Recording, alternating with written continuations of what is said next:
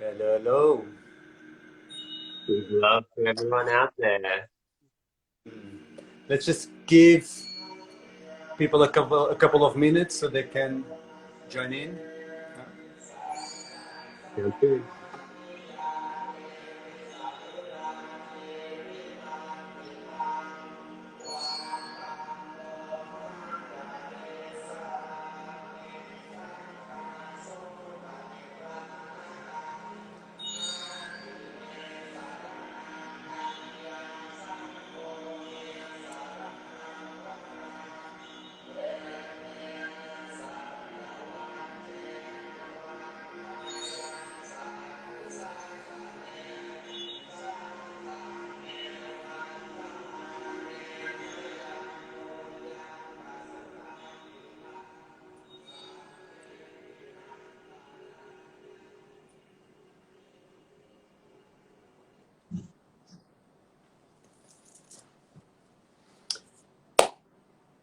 Sawadee Kap. Greetings. Hello, everyone. Big So, for those hello. of you that don't know me, my name is Sebastian Bruno, and this is my great friend and colleague, Kimmana Nichols. G'day, So, mate. so many people got tuning in, quite a few friendly faces. Great. So let's just do a little introduction while we give people a few more minutes for them to join in. Uh, Me and Kimana met about, what, 8 years ago? Is that right already? 12. 2012. 2012. 8 years ago, we both met in Thailand, in Koh Phangan, while we were both working, sharing our practices at a healing center. Me coming from a background of Thai massage, traditional Thai medicine. Kimana coming from a background first Western as Naturopathy a and naturopath, Ayurveda. and yeah, and then becoming an expert in Ayurveda. And as we were sharing our practices in this healing center, and as we developed a friendship, we started to develop a professional relationship as well. And the idea of merging our perspectives, our similar and sometimes different points of view, made a lot of sense. And that was basically the birth of ThaiVedic. And ThaiVedic is a school of healing, movement, and body work. And as most traditional medicinal systems go, there's a great importance in the understanding of individuality in the role of health and healing. Right? And that's one of the premises of ThaiVedic. That's one of the premises of Ayurveda and Thai medicine as well. And apart from understanding the importance of individuality in the healing process, there's also a great focus in understanding the relationship between systems. So in a microcosmic level, so the understanding the relationship between the musculoskeletal system and the circulatory system and the respiratory system and the nervous system, so on and so forth. And as we expand from that into a more macrocosmic level, we could start to see how is that these systems relate to the systems outside of us, the systems in nature, weather pattern, plate of food, your place in your community, the movement of the stars, planets around you. And as we look at the smallest detail, let's say a cell in our body, to the most expansive perspective of the movement of the planets and the stars, we realize that all of these things have a rhythm, they have a pattern, they have a cycle. So this is very much what I would like us to talk about today, Kimana. Cycles, like given the circumstances that we're all dealing with around the world, how can we look at these things in the perspective of traditional medicine, perspective of Ayurvedic, perspective of cycles?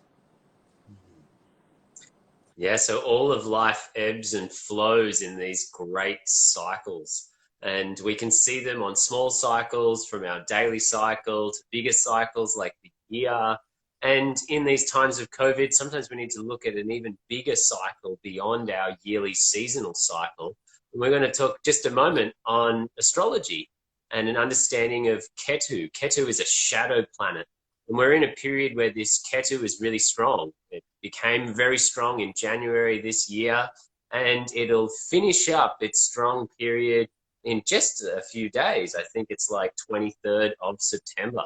So Could you we're in a just tell us period what where is Ketu, Kimmana? Ketu is an ecliptic point where the sun or the moon would naturally become eclipsed. And it takes 18 years for this ecliptic point to move throughout the whole zodiac. Just like the sun takes 1 year to move through the zodiac, Ketu takes 18 years. And when it becomes strong, it encourages us to introvert, to eclipse materialistic outwards energies and to go inwards, to center yourself within and find spiritual freedom regardless of our materialistic environment. So I hope that we can all make the most of this cycle and time to know The that invitation seems to be quite obvious, huh?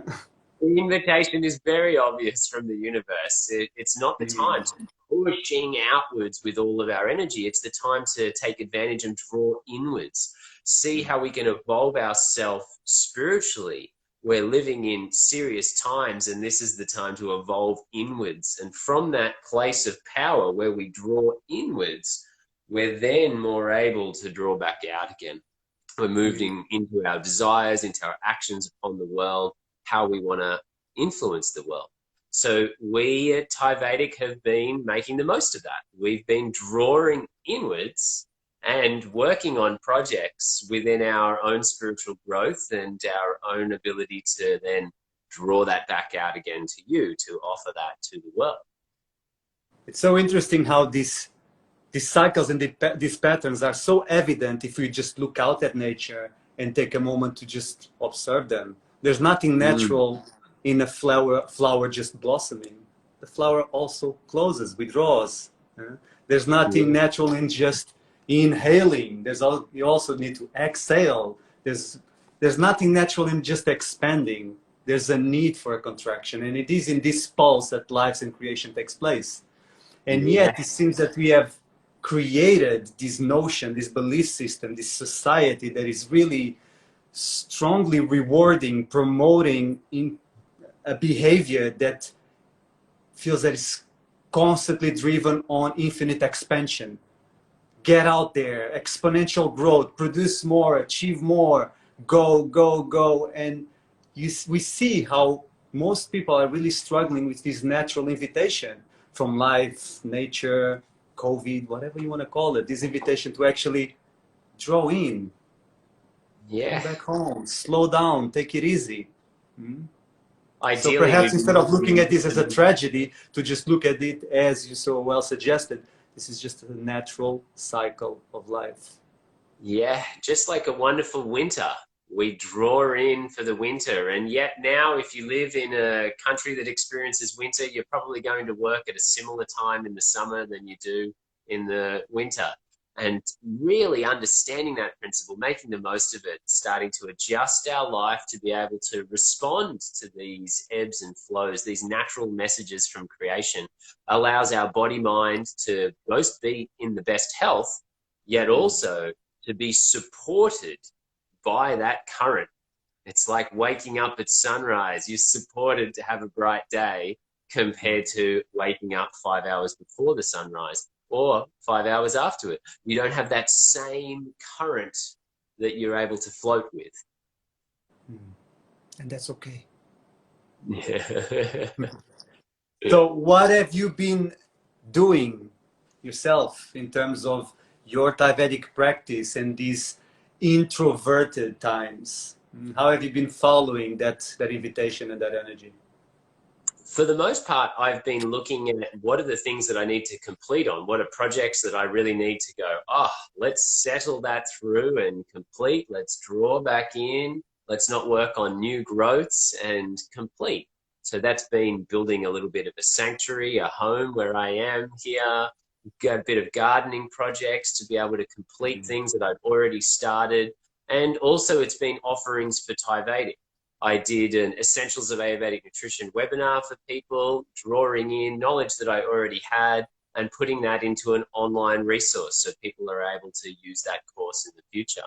And also taking this time to be at home. Online courses are a way of drawing in. We're not going out to doing them. This is our modern world of drawing in, is also working on projects that we can do at home, that we can That's so find true. spiritual freedom through the internet at home. Hopefully not excessively, yet a balanced approach towards internet learning is still part of this cycle. We're forced to be in the home.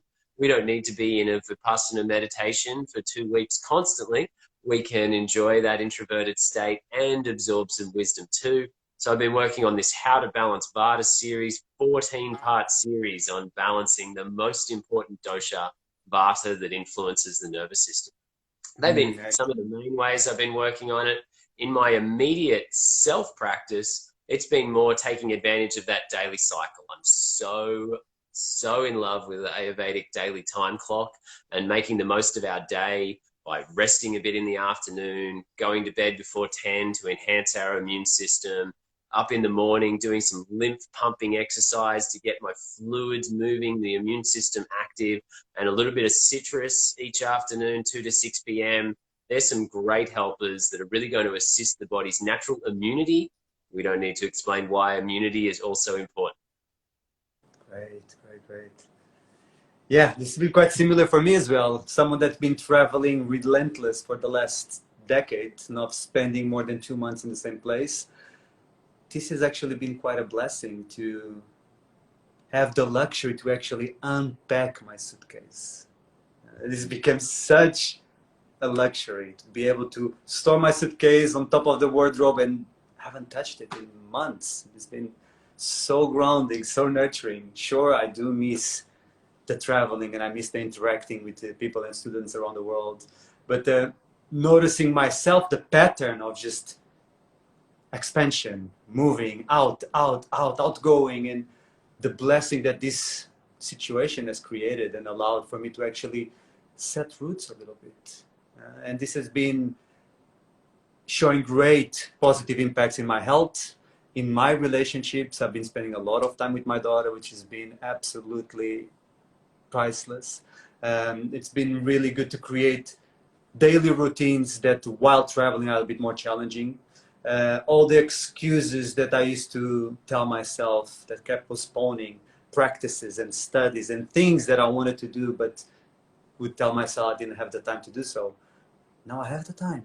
Therefore, I have no excuses. And that's been really positive.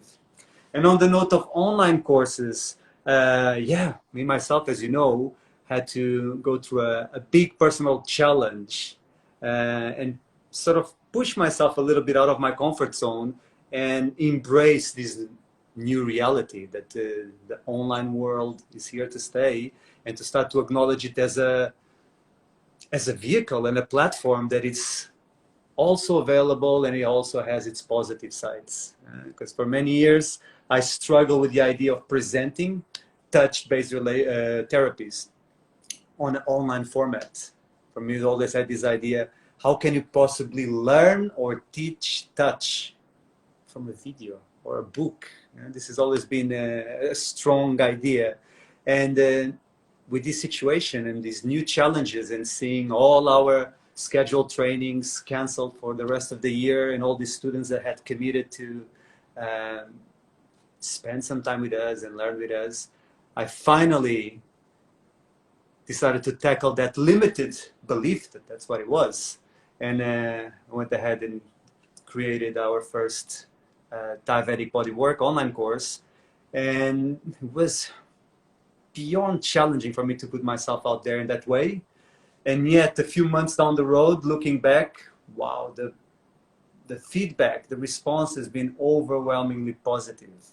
And noticing that through this vehicle, the practice of ThaiVedic was able to reach people and places in the world that otherwise would have been very difficult for it to reach it. So within this contraction, at least the mind expanded a little bit, and I was able to accommodate a few different ideas and perspectives. Great to be adaptable. It's so important to be able to adapt to times, to the moment, to where we're at. And the part of introversion is full surrendering. to what is now being guided as the new direction. It's not just I go within. It's like, whoa, there's guidance. And to some degree, it's guiding us to go online a little bit. And even though it is guiding us to go online, and even though we value information that could be learnt online, and we too learn things online, we still have a very strong belief that in order to facilitate the best possible practitioners to get the best possible information across to you, we should also be offering face-to-face events. And so with that in mind, we are still absolutely passionate about making sure that the ThaiVedic curriculum that we put a lot of energy into and we know influences and changes people's lives. We've had so much feedback. People inside this Instagram feed here would be able to testify to that. It is powerful for our minds, our bodies, and how we can help others too. So we want to be able to keep offering that. And we absolutely have plans to continue to share that wisdom with you around the world. Absolutely. So Kimmana, just for the people that are listening to this live right now, I know you already touched on these things, but very briefly, perhaps you can just elaborate a little bit more and offer the people that are listening perhaps a few tips that people can do and implement into their daily practice in a very simple way.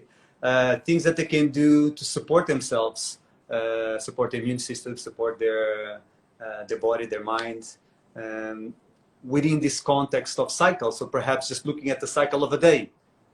Few simple things that we could do in order to keep supporting our health and our vitality during these challenging times. Yeah, for sure. So having a look at that daily cycle, when we look at the dosha time clock, imagine that we're breaking the day into 3 pieces of day, and then we're breaking the night into 3 pieces of night. And they each relate to a certain dosha. So the kapha dosha begins in the morning. If we don't get our body moving, our agni, our fire stimulated in the morning, then our immune system doesn't function, our digestive system doesn't function. So the number one thing is when you wake up in the morning, get the body moving. You can move it in all directions, yet the most important is your feet, your calf muscle, your second heart. And getting that moving, that calf muscle is going to activate the fluids throughout the body. It's going to pump your immune system really powerful. So that would be number 1, wake up, get moving. Number 2 would be when you get to the afternoon, you get to 2 to 6 p.m., every day you get a little check-in with your body. How much energy have you used? How much energy do you have left? So if you are really powerful, rajasic, desireful, going for life type, chances are you barely notice that little drop in energy, that little check-in point.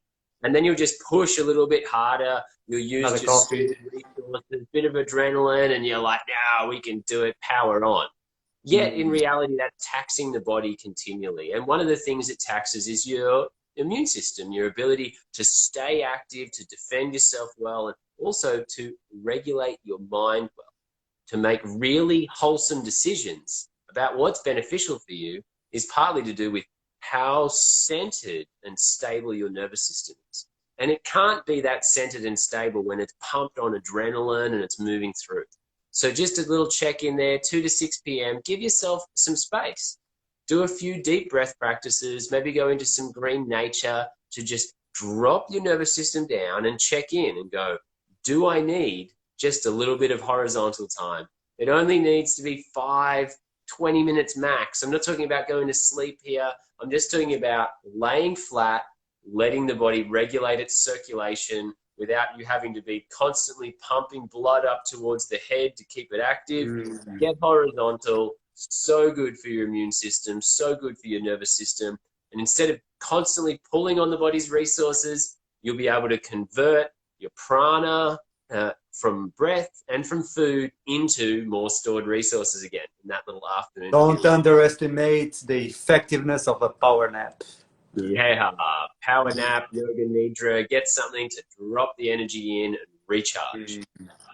My number 3, I like to do things in 3. They become easier to remember for people. Number 3 is to go to bed before 10 p.m. In this 9 to 10 p.m. is our active immune period. And if you're actually ill, I would say before 9 p.m., that's going to get the most activity in the immune system. Yet, as a general habit, before 10 p.m. will still be suitable enough to keep the body's energy charged, the immune system alive. The moment we stay up past 10 p.m., we tend to produce more cortisol, more stress response hormones. That's going to ricochet into the cycle all the way around the other side. So super summary there is get up in the morning, move the body, get the lymph pumping. Afternoon, check in with your energy. How is it? Do you need a little yoga nidra, a little recharge? Number 3, go to bed early and really pump the immune system with that. And if I was to add some more, eat a bit of citrus. Citrus is amazing immune system food. Great, great. And I notice from the people that I talk to and give this kind of advice, this seems to, the most challenging for most people seems to be going to bed at an appropriate time. Going to bed around 10 p.m. seems to be quite a challenge for most people. I hear people all the time saying, but it's after 10 p.m. that I'm most productive. That's when I can do most creative work. That's when I sit in front of the computer and get great ideas. Or sometimes it's when the kids are actually asleep and the parents actually get a little bit of time to be productive in other areas. And yet, so important to emphasize that this is one of the most fundamental health practices that you can have. Appropriate rest at the appropriate time. We have that expression of burning the candle at both ends. And I think it's so appropriate when it comes to the staying up late. There's times when you need to burn the candle at both ends. You need more light at this time, so let's turn the candle on at both ends. But is it really the way that you'll get the most productive, consistent light over a long period of time? It's not. If you're using that night cycle, you're going to burn more resources, just like you would if you tried to burn a candle at both ends. You may be able to produce more light in the moment, but in the long run, you're going to wear the candle down at more than twice the rate. And that's the same that's happening if we're working in the night cycle. Although we can get more, and maybe we do need it at certain times, if it's your regular habit, it's not going to give you the productivity that you want long term. Great. So let's all aim for sustainable candles. Let us let us burn bright. Great.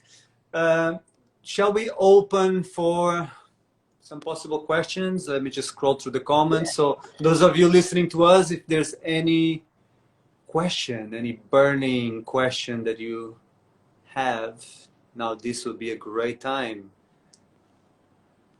Great that we helped you, Natalia. We love you too. We really appreciate your essence, and thanks for taking the teachings, sharing them with yourself and with others. And if you really need to sleep through that morning yoga class, knock yourself out, girl. Yeah.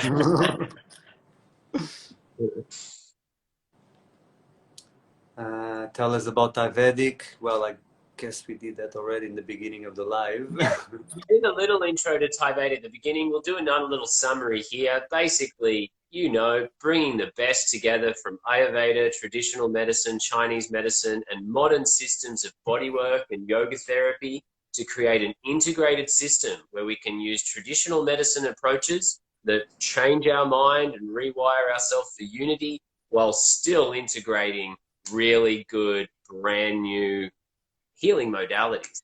In terms of what's new, we will be introducing level 1, 2, 3 bodywork in Thailand for the first time with Sebastian and I next year. That's in June. And then the 200 hour will be moved towards the year after that now, 2022. Is that right? 2022. That's correct. And I would say that the online content is definitely something new that is already here taking place and more brewing. Yeah, and that's basically what we're working on at the moment, is how we can facilitate more of that online content that will both be new material and review material that you'll be able to use with your clients as well. So being able to create online resources that could be used for both our therapists out there and could also be used for when you're trying to educate your own clients too. The Essentials of Ayurvedic Nutrition course that I released earlier this year That's a weekend course that's designed for that, for clients to be able to go, oh, I'm at home, I just want to learn self-care, and you're trying to coach them on their nutrition, and then they can do this course as a side to be able to integrate their nutrition more easily. So I'll be releasing more of those essentials of exercise, essentials of touch, essential series, 5 different types that will be released over the next year and a bit.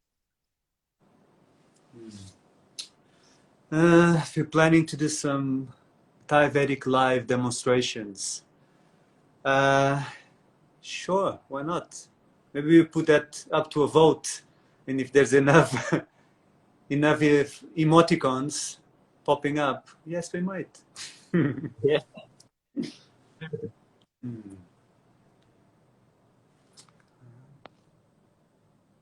Great.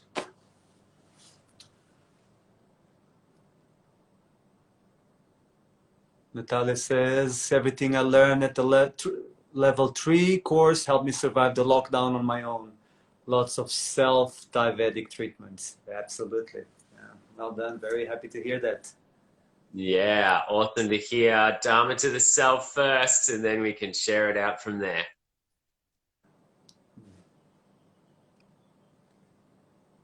Great.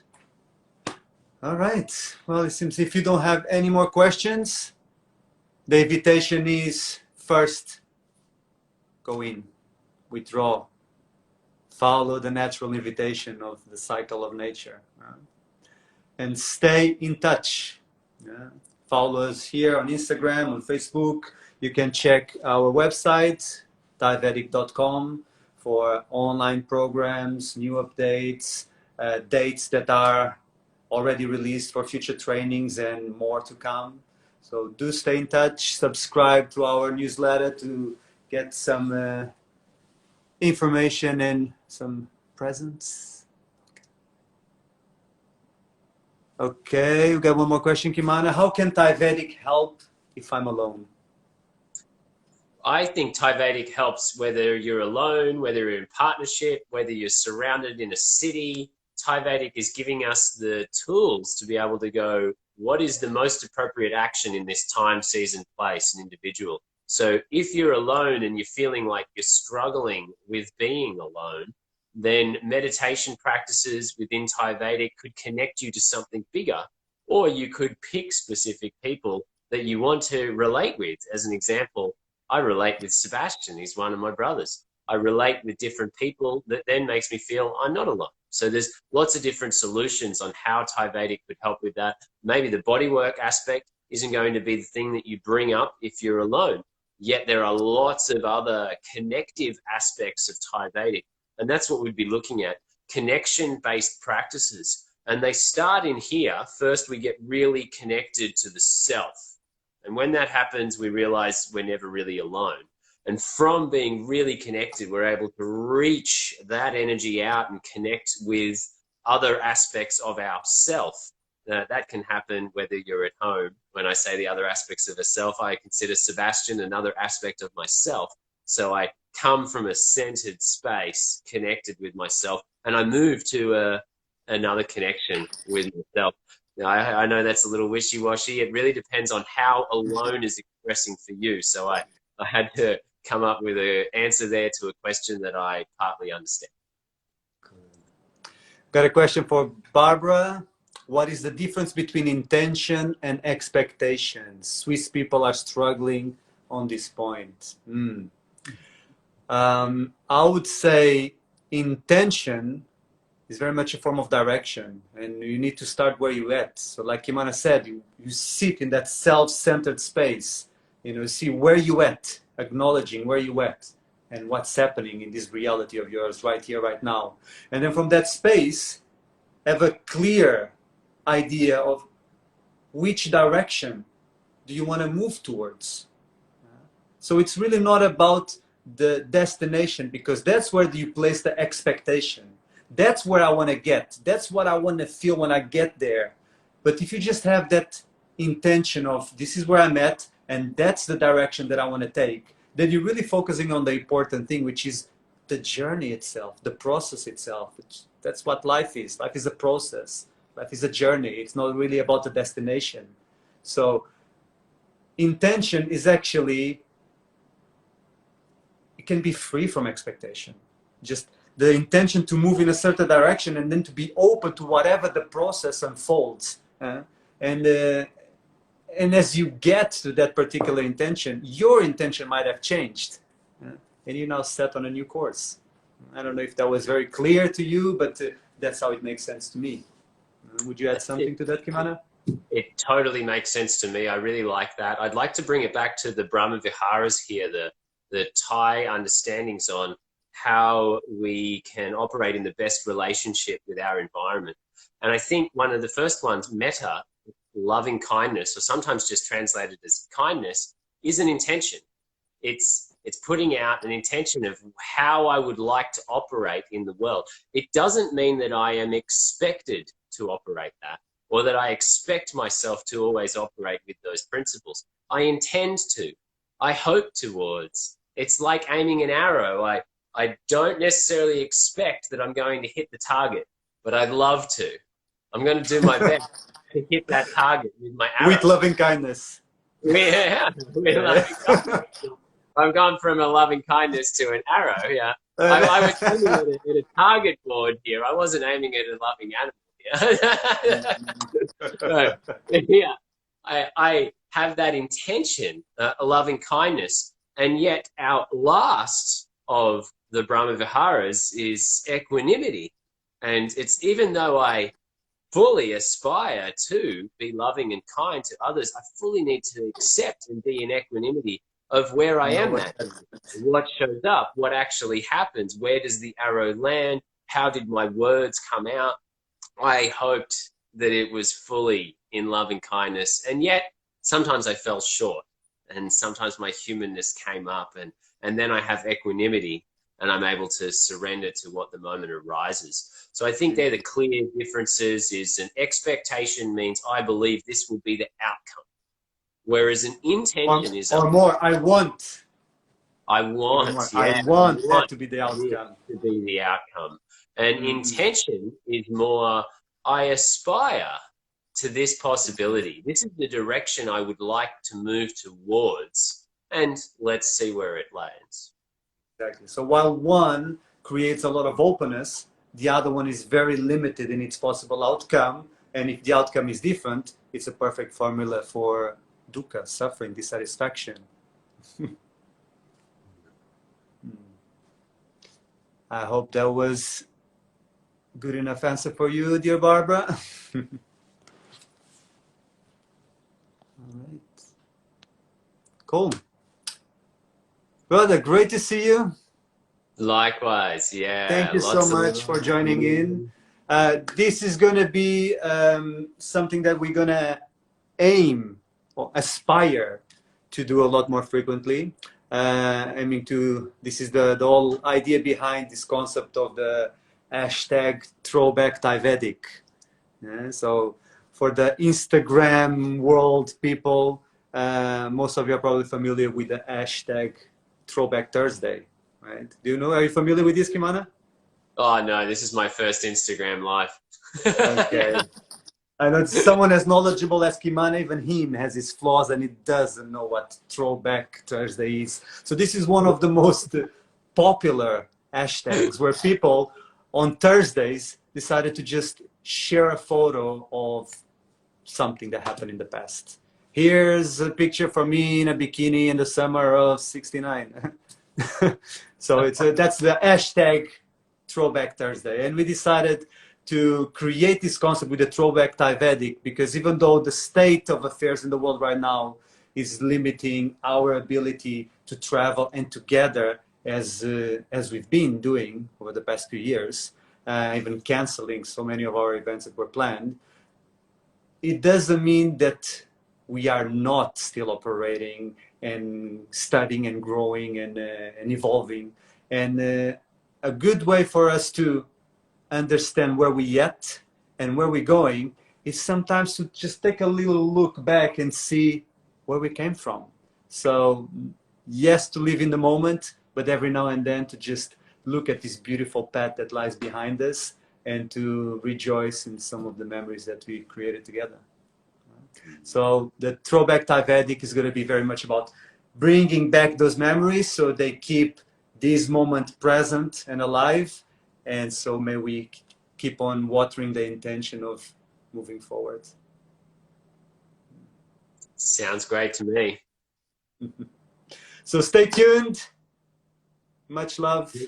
Take care of yourselves.